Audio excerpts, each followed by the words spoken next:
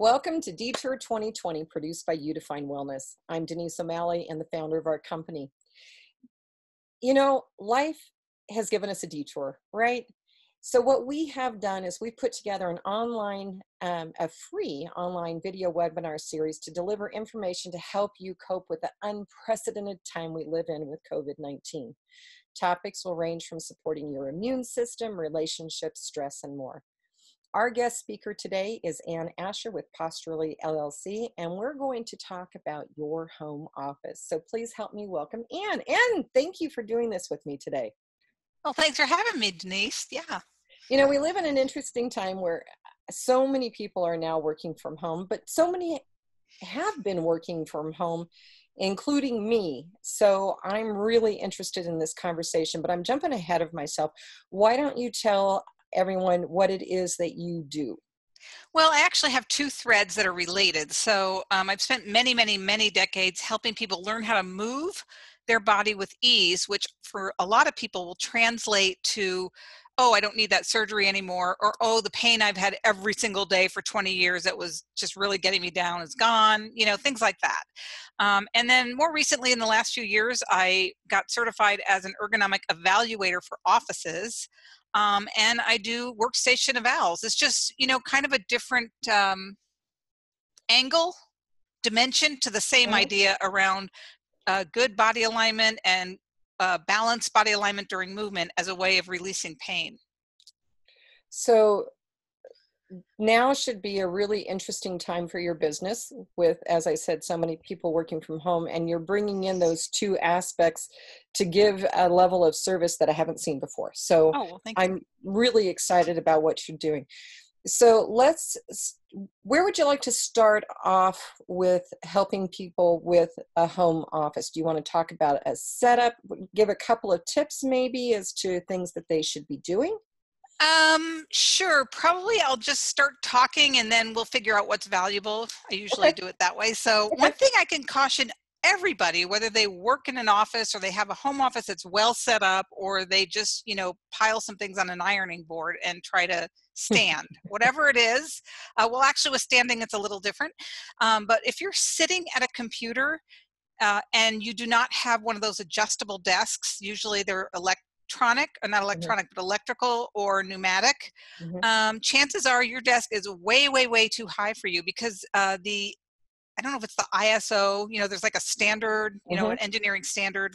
Well, they decided that they were going to make sitting desks fit people who are 6'1" and over. And I don't know.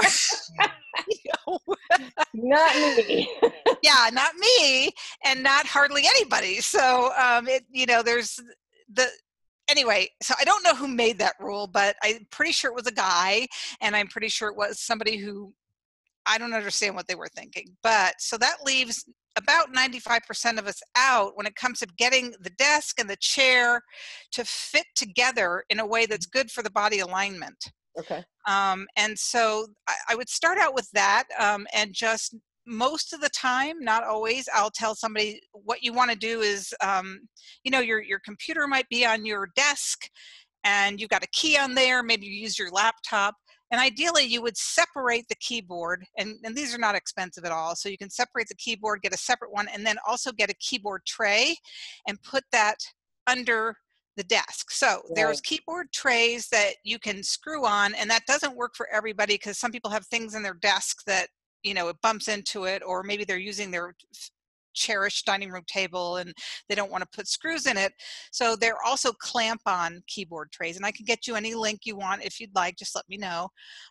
Anyway, so what that does is then, even though your desk, technically speaking, is at this height and you're like this all day, if you use your computer on that surface, when you put the keyboard tray underneath, you're going to have a lower working functional place. And ideally, the OSHA and all the engineers say your arms should be by your side, but when your desk is very high, the arms are not by your side. So this already is better alignment.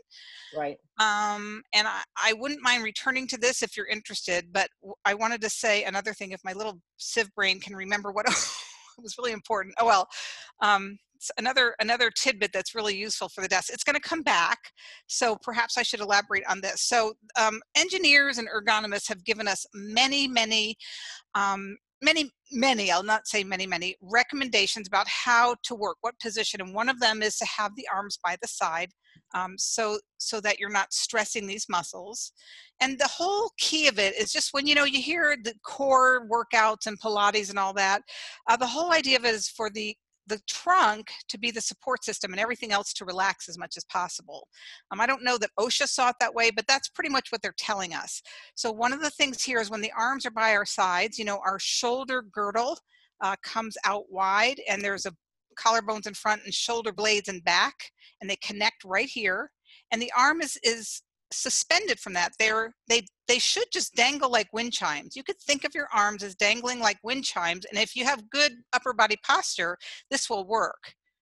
Now, obviously, if you've got a desk like that, you got a problem, but for thinking about body alignment, this would be, and it's the other issue is that so many people think, okay, my arms have to be straight by my side, so I'm going to keep them like this. And they put all this tension under the armpit and the inner arm and the ribs.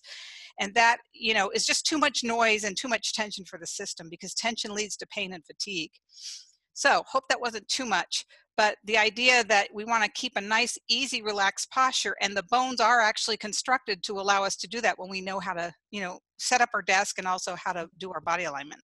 So let's talk about the chair a little bit, and Sure. especially, and then in relationship to the desk. So my understanding is that your legs should be literally at a 90-degree angle. Is that correct? So that's the correct height for the chair. Well, Or is it more okay, now important to have the chair in correct height for the work surface? that is such a convolutedly excellent question. Okay, Because good. there is no answer. Plus, let me take a step back and tell you the definition of ergonomics is to bring the job to you and not the other way around, meaning your work tools. So if you have a desk, let's go back, the same is true for a seat, but you have the desk that we just talked about that's way too high and you're like this, you're conforming to your work elements. And when you get an eval or you read things and you try to implement them, the idea is to get everything so that, again, I can easily have my arms easily dangling by my side and have, everything's not painful. So to your question, you don't want to think about the 90-degree angle of your hips and knees as you accommodating the seat height. The seat height and the desk height should accommodate you. However, again, in the industry, they did not think that through very well. So, but then your real question was about the 90-degree angle. So the actual recommendation that ergonomists who are engineers, they have fancy schmancy engineering degrees and they do all this testing and everything, and they came up with, yes, 90 degrees, but it's not hard and fast. So like when I do an eval for people, I'm as accurate as I can be. I calculate things and then I say, start here, and then express out or expand out for comfort. And then there's a limit, there's an outer limit how much you would express or expand out for comfort. For example, in the hips, yes, 90 degrees, but it goes all the way to 120. So in case that's not comfortable, which it probably won't be for anybody but the most famous martial artist might be able to do that for all day long for 8 hours, because we're not really designed to do that. We're not designed to give up all of our movement capacity and sit here and just be static. That is not the body, but we do it anyway. So even people that are trained, they have to take breaks. So, opening up that hip angle a little bit to all the way to 120, whatever is comfortable. It might be that 90 is comfortable and 95 or 100 or 120. That's the range, and you always want to ask yourself, is this comfortable? It's not just I'm automatically going to follow these rules, but I'm going to use the rules just as a starting point and a guide. That's how I would do it.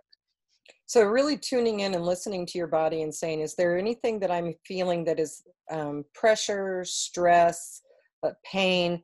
Then Yes. you need to be making some adjustments on those things. Yes. Yeah. Now, And just knowing that long term, when you give up movement in your body and you say 8 hours a day, I'm going to sit here, I'm too busy, I've got this really important thing going on my screen, and I will not, and I've done this, so, I will not look up. Like, they don't say that to themselves, but they're just, what happens is just giving that up is not good for the body. That is what brings on wear and tear problems and degenerative joint disease and injuries that could come up, and pain from muscle imbalance, posture deformities.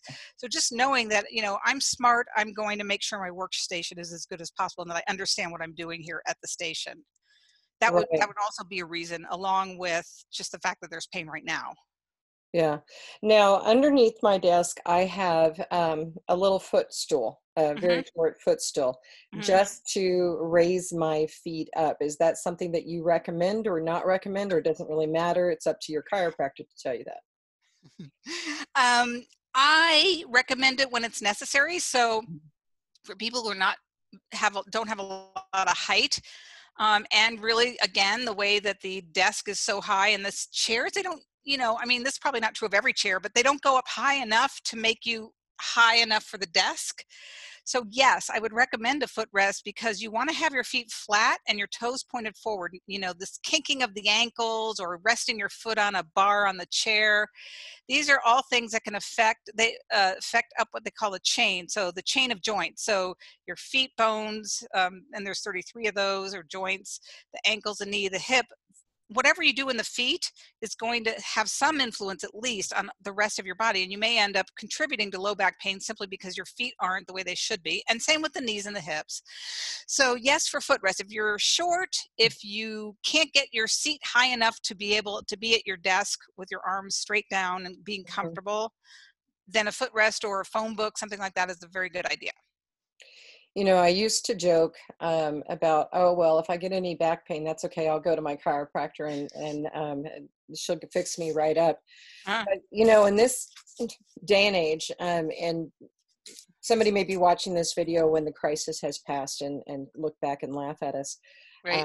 But right now, we're in the midst of the very beginning still of the COVID-19 situation, and non-essential health services are being shut down. And then the second level of them are your chiropractor may not be able to see you. Yeah. So you Right. really got to be focusing on what are the things that I'm going to be able to do at home to not make it worse and assume that somebody else is going to fix it. So what would be the first things you would tell someone to do that's suddenly having to work from home and maybe doesn't have an dedicated home office? What would you be advising them? Okay, so I'm going to answer that sticking to the desk for 1 minute, and then I'll Okay, widen out and look at that broader question. But perfect. because I remembered what I was going to say before. So it's really, a lot of people, like, I have a brother that's like 6'1". He's more than that. He's like 6'5", and all these big desks are made for him. And he's got a very, corporate job, and he's got this tiny little laptop that's like this wide, and he's like always like this. He's like, I cannot give up the mobility. And so I think that's a major mistake, that we should not be using our laptops as the desk. So you would definitely want to get a separate keyboard and a separate monitor. The separate keyboard is more important because you can always put your monitor up with books. So again, like I said, if you can get a keyboard tray, that's going to lower where you're working, and that's a little easier on the body. But the thing is, because the monitor generally needs to be higher, and then the work surface generally needs to be lower, and most people who get evals, I'm just going off of that, you can't do that with a laptop. And when you have a laptop, you're scrunching your shoulders in, you're tightening up your neck muscles, you're becoming like this curmudgeon, and the muscles remember that. And then the next time you sit at the computer, they're going to just want to go like this a little bit, and you're going to do it more, and you're going to invite it more, and it just, over time, that's just really not a good situation for muscles, possibly discs, other things.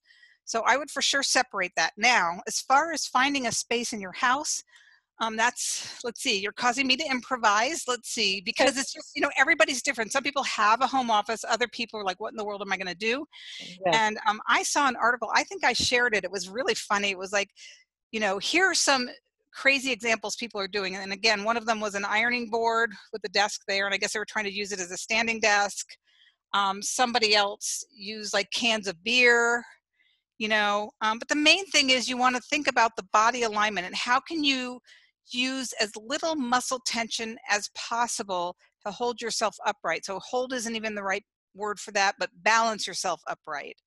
And again, what that equates to is the proper positioning of bones in the trunk and the hip joints, the knees and the feet, and the widening across the shoulders.